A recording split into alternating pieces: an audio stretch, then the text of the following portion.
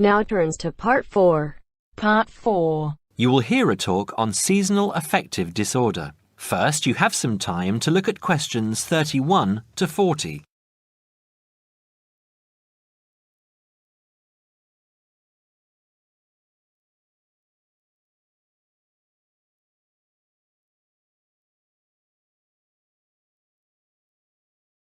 Now listen carefully and answer questions 31 to 40. In the past few years, a new condition has been identified and given a name, SAD, short for Seasonal Affective Disorder.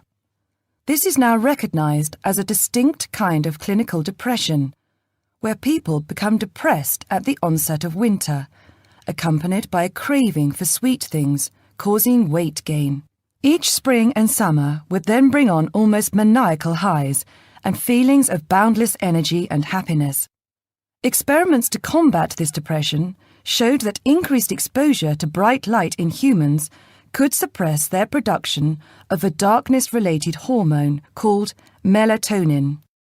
The light needed to induce this change was about 2,000 lux, or about 4 times brighter than ordinary household lighting.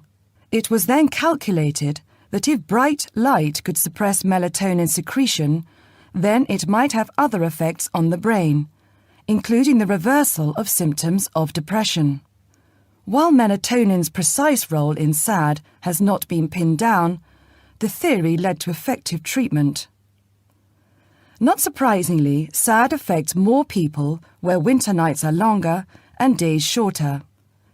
In the UK, an estimated 500,000 adults develop full-blown SAD in winter, and twice this number suffer the milder condition called subsyndromal SAD. About 80% of sufferers improve when given light therapy, and improvement usually comes within 2 to 4 days. Scientists are still unsure why winter depression happens, but more than a decade of research has turned up some surprising findings. Nearly 80% of SAD victims are women. Researchers are uncertain why this is so. SAD can affect people at any age, but typically it begins around the age of 20 and becomes less common between 40 and 50. SAD is comparatively rare in children and adolescents, but so far researchers have been unable to come up with a logical reason for this.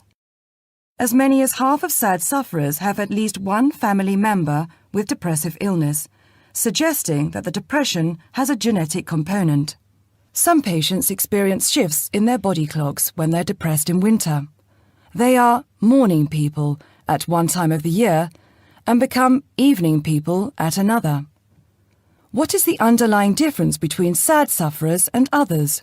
A clue can be found in carbohydrate craving, a common symptom. People often become obsessed with chocolate, for example. Carbohydrates alter brain chemistry by increasing the level of a soothing chemical called serotonin, a neurotransmitter that carries signals between brain cells. SAD sufferers crave carbohydrates because they may need serotonin to lift their mood. This craving can be intense, in fact, an addiction. It may be that the serotonin system of the brain has problems regulating itself during the winter. Some SAD sufferers respond well to the drug Prozac, thought to influence the brain's serotonin-using system.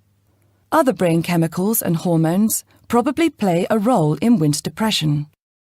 Another neurotransmitter, dopamine, for example, may be inadequate in certain cases. Researchers hope to uncover clues to SAD's secret by probing similarities between SAD and hibernation. Though no valid link between the two has been established, some SAD patients say they feel like hibernating animals. SAD sufferers tend to put on fat in autumn and early winter, roughly the time when such hibernators as bears and squirrels do. That is the end of Part 4.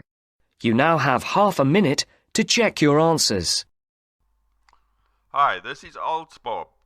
I would very much appreciate it if you could like, subscribe and share this video, as this will enable me to help more IELTS students reach their IELTS goals.